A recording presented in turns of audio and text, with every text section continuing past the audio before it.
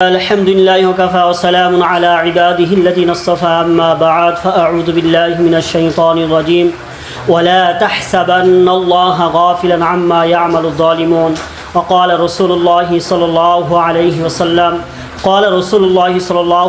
وسلم إن الله لا يملئ للظالم حتى إذا أخذها لم يفلته أو كما قال عليه الصلاة والسلام সম্মানিত উপস্থিতি আমরা সকলে অবগত রয়েছি আমাদের যে দিনগুলো পার করতেছি একটা ক্রান্তিকর সময় আমরা অতিক্রম করতেছি বিশেষ একটা অংশ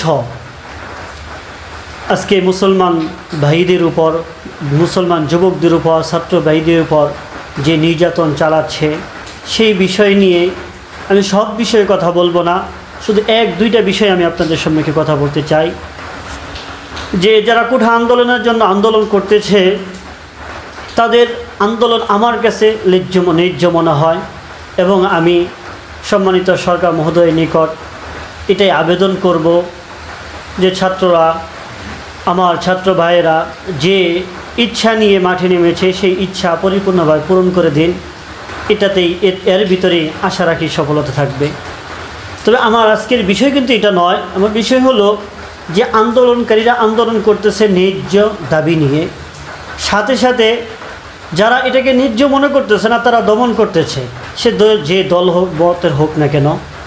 কিন্তু এই দল মতের যে বিষয়টা সেটা না, বরং সেইখানে বিষয়টা হলো যে তারা আন্দোলন করতেছে ভালো, আর যারা দমন করতে চাইতেছে দমন নীতিতে আমাদের কিছু কথা দমন করতে গিয়ে আমাদের দেশে যেহেতু 90% বেশি মুসলমানের দেশে আজকে আপনারা দমন নীতি করতে গিয়ে ইসলামী অনুভূতিতে আপনি আঘাত করবেন কারো, সেটা কিন্তু হতে পারে না।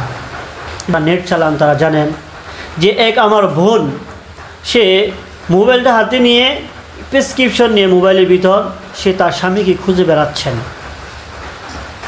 আর তিনি বলতেছেন যে আমি মাগরিবের নামাজরত অবস্থায় ছিলাম, আমার স্বামীও নামাজরত অবস্থায় ছিলেন। আমার স্বামী যখন নামাজ পড়তেছিলেন বাসায়, হঠাৎ করে বাহির থেকে বেশ কিছু লোক আসলো, দরজা ভেঙে ফেলে একসাথে বেশ কিছু লোক আসলো। আমার স্বামী নামাজ পড়তেছিল, আমার স্বামী 3 রাকাত ফরজ নামাজও তারা শেষ করতে দেয় নাই, এর পূর্বেই আমার স্বামীকে তারা তুলে নিয়ে গেল। এখানে যে বিষয়টা আমি এইখান থেকে একটা বিষয় বলতে চাই, দেখেন একজন ন্যায্য দাবির জন্য একদল অর্থাৎ ছাত্র ভাইয়েরা রাস্তায় নেমেছে, আর আপনারা এটাকে দমন করতে চাচ্ছেন।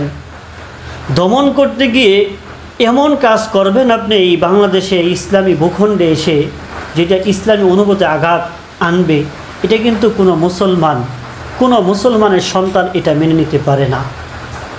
এখন এই ছেলেটা যে নামাজ পড়তেছে, আমার ভাই যে নামাজ পড়তেছিল, তার হাজারো অন্যায় থাকতে পারে আপনার কাছে। আমরা মনে করি কোঠা আন্দোলন যারা করতেছে তারা অন্যায় করতেছে না, তারা ন্যায়ের পথে আছে। যদিও বা আপনাদের ক্ষমতার জায়গা থেকে আপনারা বলতে চাচ্ছেন যে তারা অন্যায় করতেছে, আমি মানলাম এই ভাই আমার অন্যায় করেছে, কিন্তু শত অন্যায়ের মাঝেও আপনি কেন না আপনার দলবলেরা যারাই আমার ভাইকে ধরে নিয়ে আসলো নামাজরত অবস্থায় কেন আমার ভাইয়ের গায়ে হাত দিল? কোন সাহসে? এটা মুসলমানদের দেশ, এটা বাংলাদেশ, এটা ইন্ডিয়া নয়, এটা আমেরিকা নয়, এটা ফ্রান্স নয় যে আপনি যেমনি চাইবেন তেমনি আপনি চলবেন চালাবেন এবং ইসলামী অনুভূতিতে আপনি আঘাত করবেন, এটা হতে পারে না। আমি আশ্চর্যের বিষয় আজকে আপনারা দমন করতে গিয়ে মুসলমানদের এই সমস্ত বিষয়ে আঘাত করতেছেন। দেখেন আপনারা কি সেই জাহেলিয়াতের যুগের কাফেরদের থেকেও বেশি কঠোর হয়ে গেলেন? আইয়ামে জাহেলিয়াতের যুগে তাকান, সেই অবস্থা থেকেও এই ঘটনাকে হার মানিয়ে ফেলেছে। বুখারী শরীফের 2য় খণ্ডের 3786 নম্বর হাদিস, যে হাদিসে একটি ঘটনা নিয়ে আসছেন গজওয়াতুর রাজি' সম্পর্কে, যে 4th হিজরি সফর মাসে আজল এবং কারার গোত্রের কিছু লোক রাসূল করিম সাল্লাল্লাহু আলাইহি সাল্লামের নিকট আসলেন। আয়েশা বলতেছে, ইয়া রাসূলুল্লাহ, আমাদের এখানে বেশ কিছু মানুষ মুসলমান হয়েছে, মুসলমান আরও হতে চায়, আপনি দয়া করে কিছু লোক পাঠান যাদের কাছে আমরা কোরআন শিখতে পারি, দিন শিখতে পারি। রাসূল করিম সাল্লাল্লাহু আলাইহি সাল্লাম 10 জনকে পাঠাইলেন। হযরত আসিব ইবনে সাবিত রাদিয়াল্লাহু তাআলাকে আমির নির্ধারণ করে এই 10 জনের একটা জামাত তাদের কাছে পাঠাইলেন।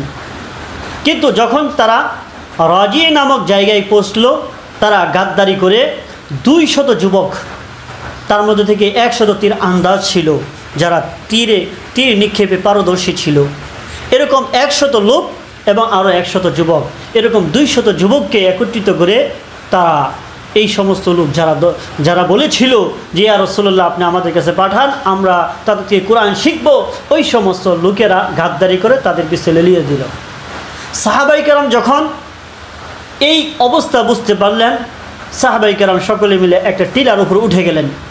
টিলার উপর উঠার পরে তারা নিচ থেকে বলতেছে, তোমরা সকলে নেমে আসো, তোমাদের সাথে আমাদের কোনো সংঘাত নেই, তবে আমরা তোমাদেরকে মক্কাবাসীদের কাছে দিয়ে কিছু টাকা পয়সা অর্থ করি বা আমাদের কিছু চাওয়া পাওয়া আছে সেগুলো আমরা আদায় করব, তোমরা নেমে আসো। তখন আসিফ ইবনে সাবিত রাদিয়াল্লাহু বললেন, অসম্ভব, আমি কোনো কাফের আশ্রয় নিতে চাই না, আমি যাব না। সাথে সাথে ইনারা যেই পরিমাণ নিজেদের কাছে অস্ত্রশস্ত্র ছিল সেগুলো নিয়ে লড়াই শুরু করলেন। কিছুক্ষণের মধ্যে 7 জন শহীদ হয়ে গেলেন। তারপরে মাত্র বাকি ছিল 3 জন, হযরত খুবাইব রাদিয়াল্লাহু তাআলা আনহু, হযরত যায়েদ রাদিয়াল্লাহু তাআলা আনহু, আরেকজন হলেন আব্দুল ইবনে তারিক রাদিয়াল্লাহু তাআলা আনহু।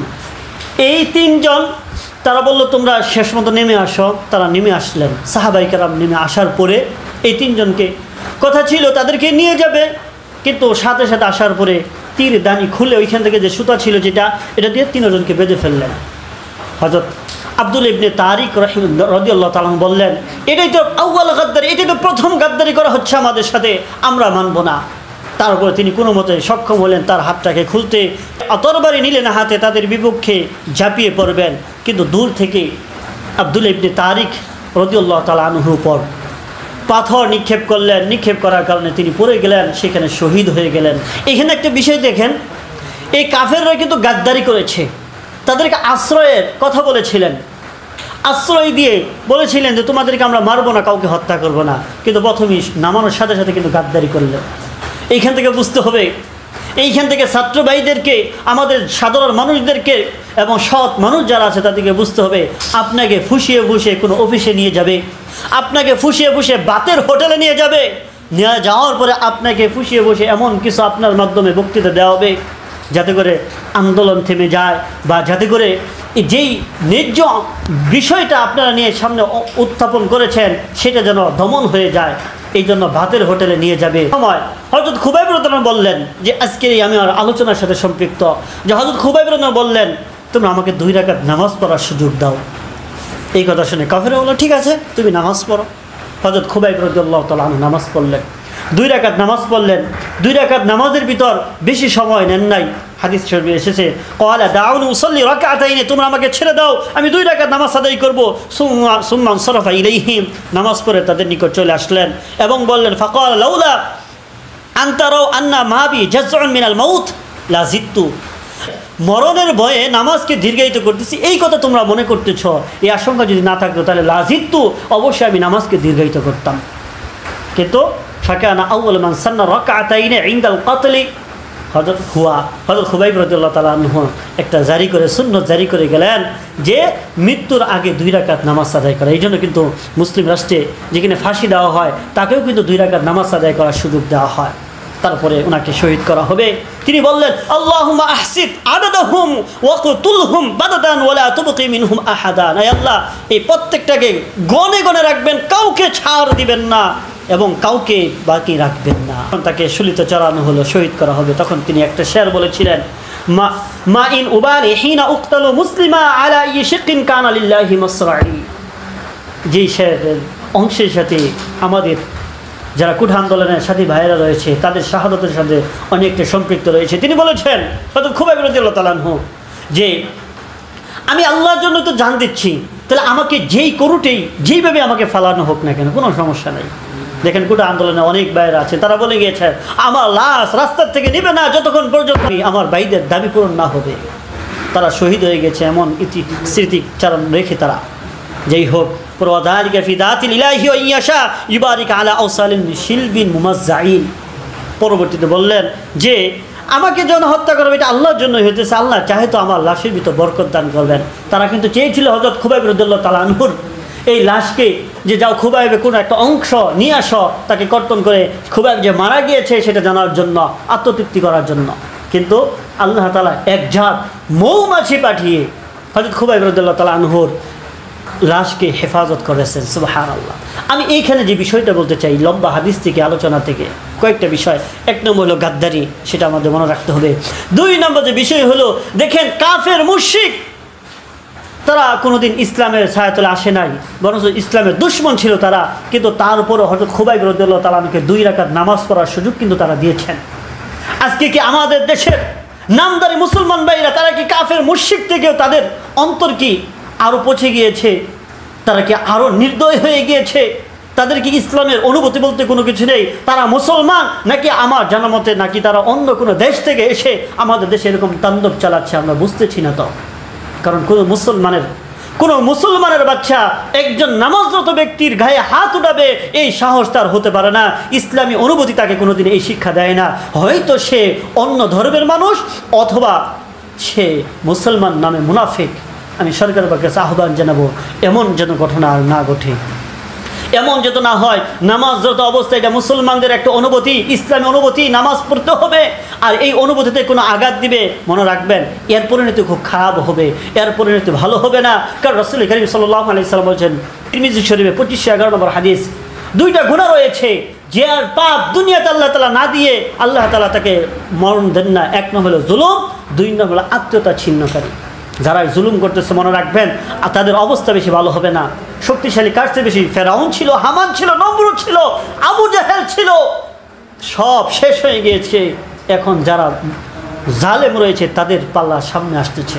এই জন্য বলবো এই সমস্ত কাজ করবে না। দেখেন আরও একটি ঘটনা আমরা জানি, তন্ময় দাস নামক এক ছেলে, এক মালাউন, এই মালাউনের বাচ্চা আমার মুসলমান বোনের বুরকায় আঘাত করেছে, বুরকা টান দিয়ে ছিঁড়ে ফেলেছে।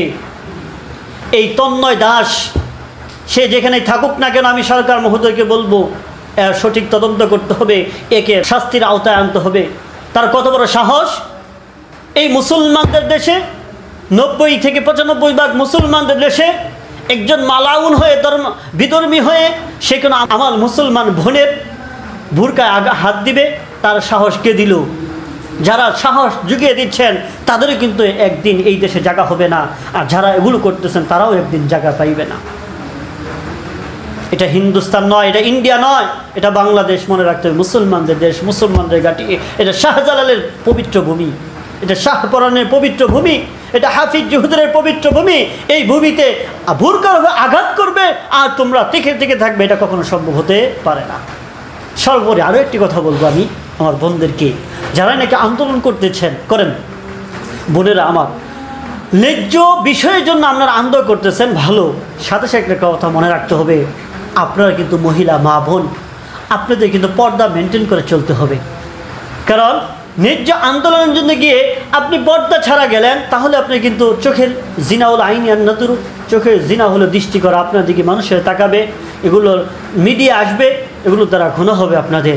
এই জন্য আন্দোলন করবেন। দেখেন হামাসের বোনেরাও কিন্তু আন্দোলন করেছে, তাদের দেখবেন আলাদা প্ল্যাটফর্ম ছিল, আলাদা ভুরকা ইত্যাদির সাথে তারা করেছে।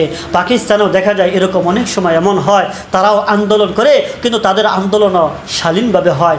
বেশি দূরে যেতে হবে না, কর্ণাটকে দেখেন হিজাব বিরোধী আন্দোলনের ভিতর মুস্কান আমার বোন, ছোট বোন, আল্লাহ তোমাকে জান্নাতের দুনিয়াতে যতদিন রাখুক, জান্নাতে আমলে তৌফিক দান করুক, আর যখন তুমি দুনিয়াতে চলে যাবা আল্লাহ যেন তোমার ঈমান নসিব করে, এই দোয়া করি। বোন আমার মুস্কান দেখেন ইতিহাস ঘুরে গিয়েছে, সে কিন্তু একাই আল্লাহু আকবার নারায়ে তাকবীর বলে বলে সে বুরকা পরে ভিতরে ঢুকে গিয়েছে, যেখানে শত শত মুসলমান বিদ্বেষী হিন্দুরা ছিল, ইসলাম বিদ্বেষী হিন্দুরা ছিল, কিন্তু তারপরেও একাই সে সাহস জুগিয়েছে। এইখান থেকে বলতে চাই বোনেরা, আপনার রাস্তায় নামবেন স্বাধীনতার সাথে নামুন, এমন পোশাক পরিধান করে নামবেন না যেটার কারণে আপনার পরকালে জবাবদিহি করতে হবে। আল্লাহ তাআলা আমাদের সকলকেই বুঝবার এবং আমল করবার তৌফিক ইনায়াত করুক। ওয়া মা আলাইনা ইল্লাল বালাগ। আসসালামু আলাইকুম ওয়া রাহমাতুল্লাহি ওয়া বারাকাতুহু।